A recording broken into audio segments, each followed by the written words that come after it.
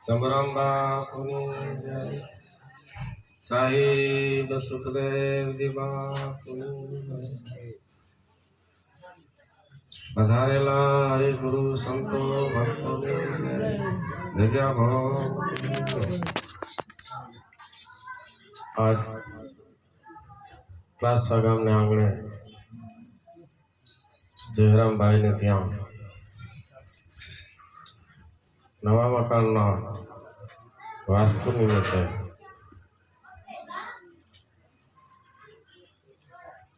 તેમના ગુરુ શ્રી દિલીપરામ બાપુને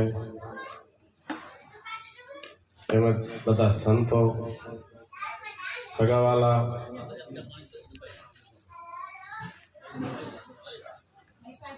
ભાઈઓ બહેનોને ગતગંગાને આમંત્રણ આપ્યું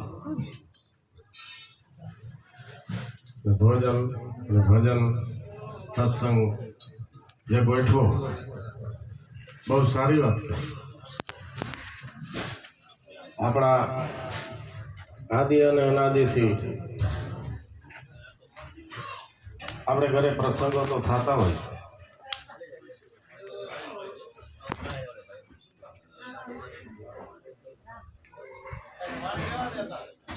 આપણે જે વ્યવહારિક જે પ્રસંગોમાં બધાને તેડાવતા હોય અને એમાંય જે પોતાના ગુરુ અને સંતોના પાવન પગલા જે પડતા હોય એમ કહ્યું છે કે 68 તીર્થ ગુરુને ચરણે આવા સંતોના ચરણે આપણે જ ગાઈએ છીએ 68 તીર્થ સંતોના ચરણની અંદર ગુરુનો મહિમા આપણા શાસ્ત્ર વેદ અને પુરાણો અને સંતોની વાણીમાં એને ખૂબ લખાણો છે। ગમે તેટલું પણ બીજું બધું કરવાથી જે પૂર્ણ મળે પણ આ ટોચનો રસ્તો સંતોના પગલા પડ્યા હોય। પાણી રેવા દો ત્યાં ભાઈ આમ લઈ લો બહાર લઈ લો એમને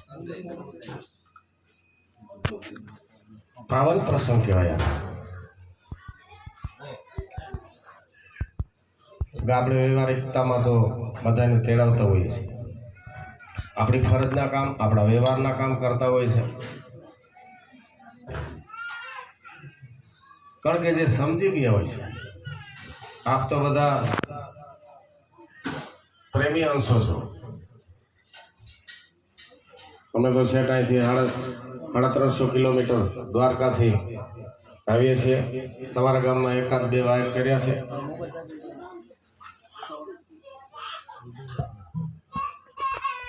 અત્યારે જમી પ્રસાદ લઈ અને પછી જે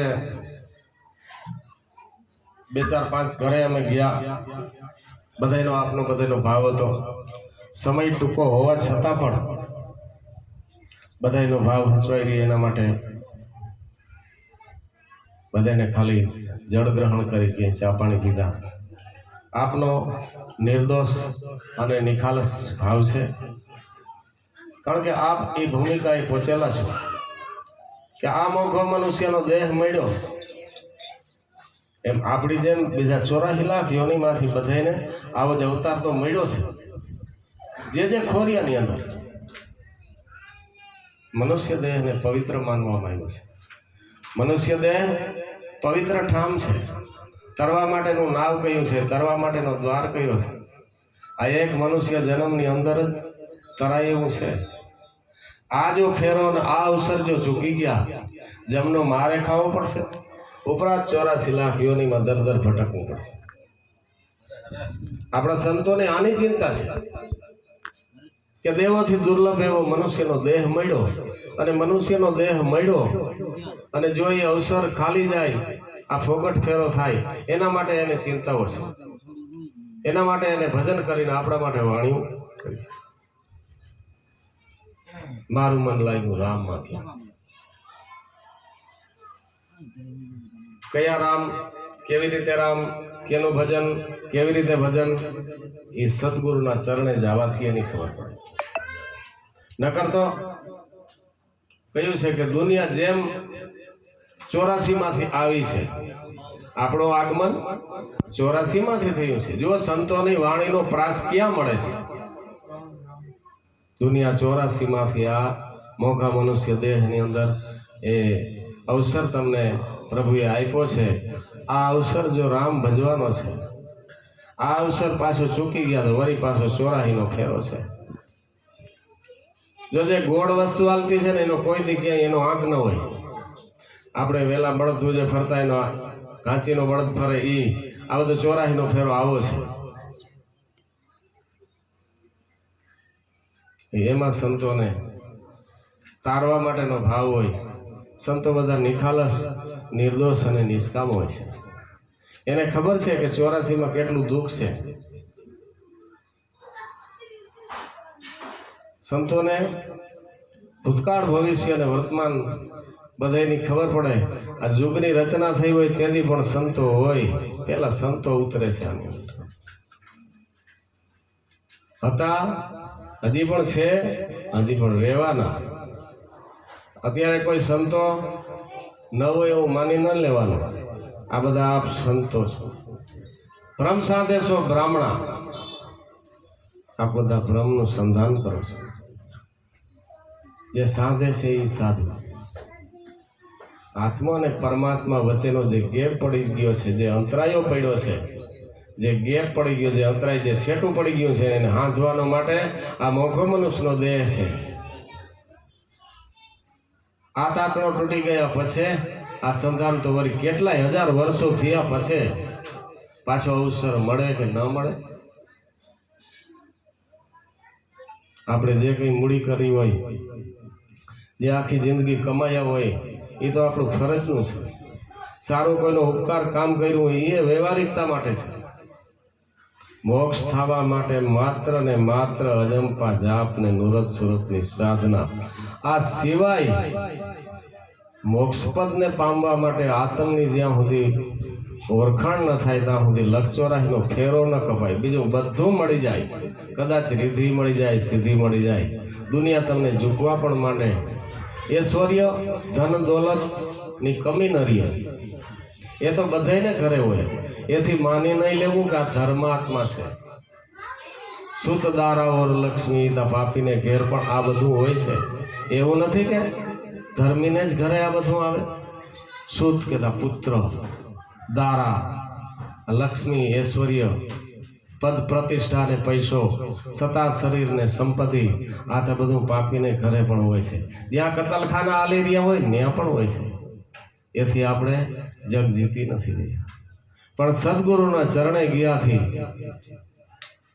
જેની ભજન કરવાની જેને યુક્તિ જાણી છે, આ યુક્તિ વગર મુક્તિ નથી. આપણા લાખો ને કરોડો સંતોના પુરાવાઓ પડ્યા છે. આપણે એમ થાય આપણે સારું કામ કરશું ને આપણા બાલ બચ્ચા પુત્ર પરિવાર ને આપણે કંઈ ગામનું ખોટું નથી કરતા તો આપણી મુક્તિ છે. એમ મુક્તિ નથી. સંતોએ ના કહી છે એમાં સાઈન નથી કરી. આપણી મીરાબાઈએ પણ ગાયું કે આત્મ ઓળખા વિના, આ ભ્રમણા ભાગ્યા વિના 84ના ફેરા, 84નું બંધન ટરશે નહીં. આ માત્ર આપણી મહેનત છે, આ સંતોની મહેનત છે. ગામે ગામ ઉજાગરા કરીને પોતાની ટિકિટમાં જે ફરે છે એ કોઈ આ ઇલેક્શન લડવા માટે નથી આવતા, આ નામસા મેળવવા માટે નથી આવતા, અને એની કોઈ ફી પણ નથી હોતી. સંતોની કોઈ દી ફી હતી નહીં, છે નહીં, હતી નહીં અને રહેશે પણ નહીં.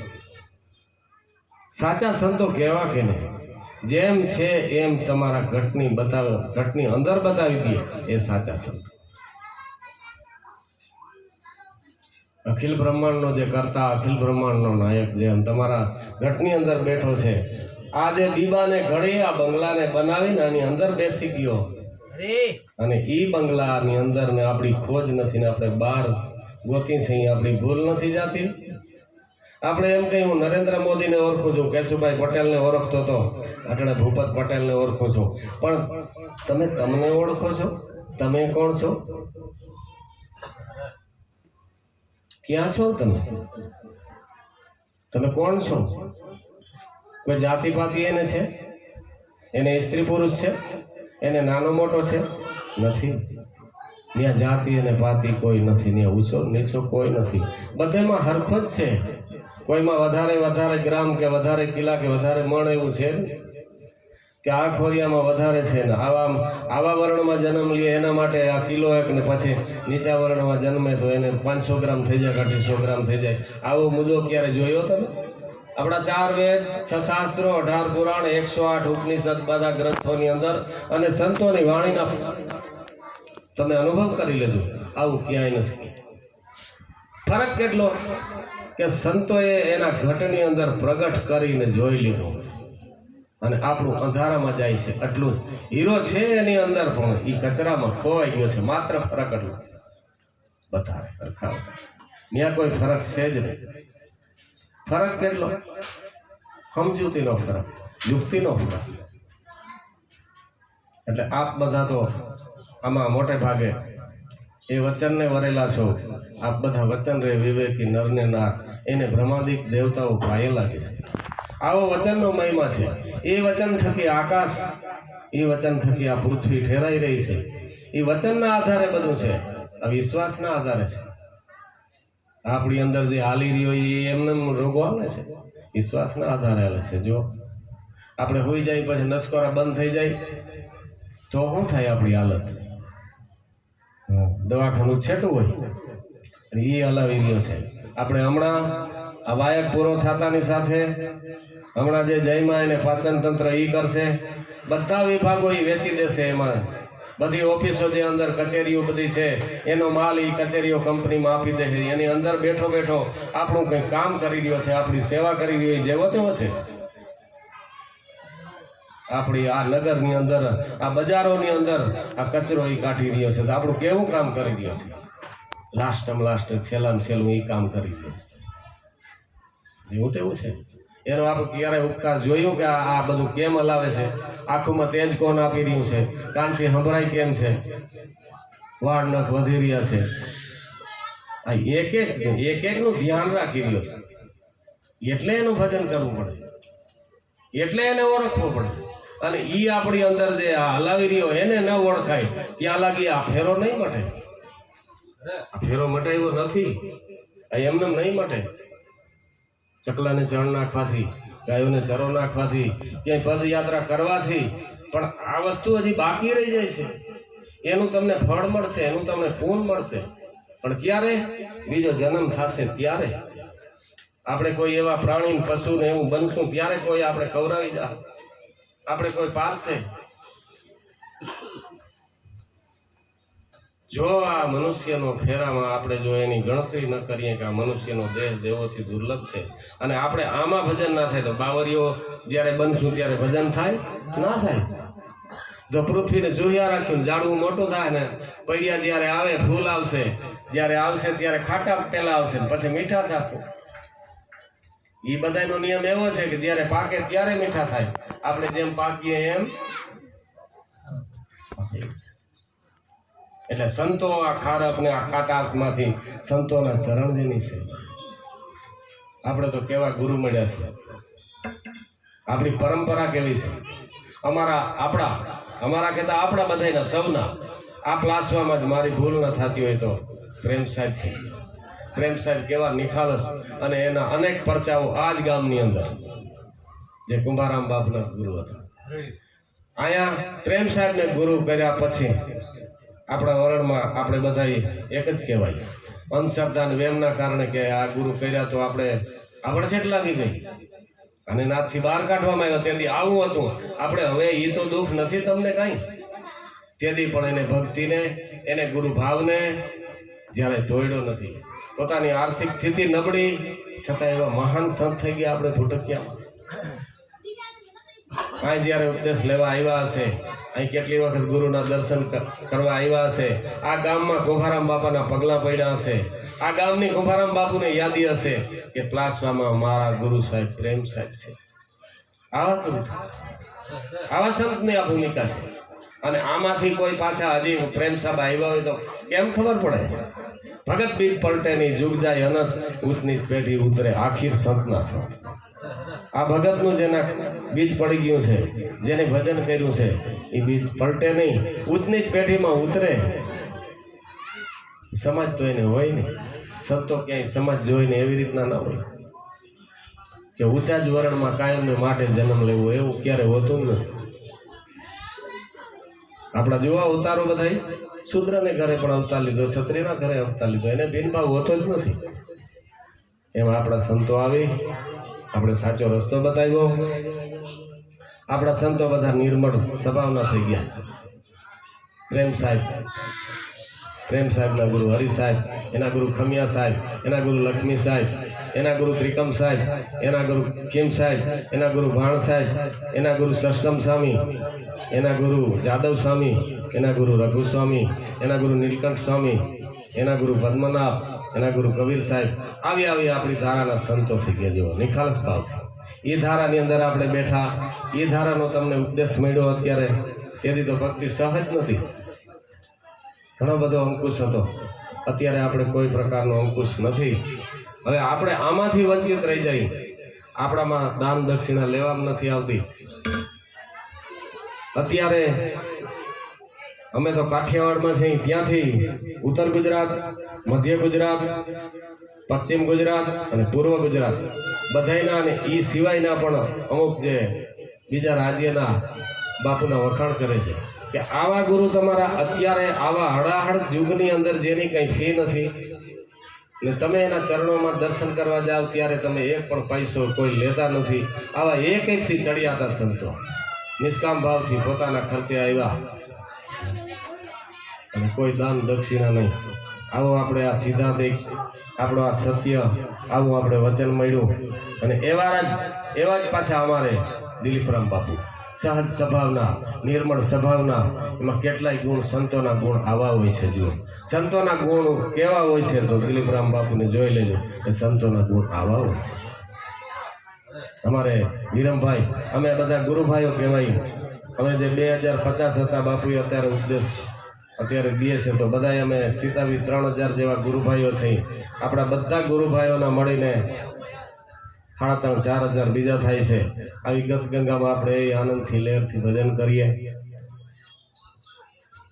આવા નિખાલસ ભાવથી આપણે ગુરુ મળ્યા છે તો પ્રેમથી, આનંદથી બધા તમે ભજન કરો જ છો. આ તો રિચાર્જ કરવા માટે સંતો આવે. તમને કંઈ કહેવા પણ તો છે જ નહીં. અને અમે તમારા દર્શન કરવા માટે આવ્યા છીએ. છેક દ્વારકાથી દર્શન કરવા તમારા આવીએ છીએ. આપ બધા ભાગશાળી છો. હજી આપણા સંતો ભક્તો બાકી છે, બધાનો આપણે લાભ લેશું. સદગુરુ સાહેબ સુખદેવજી બાપુની જય.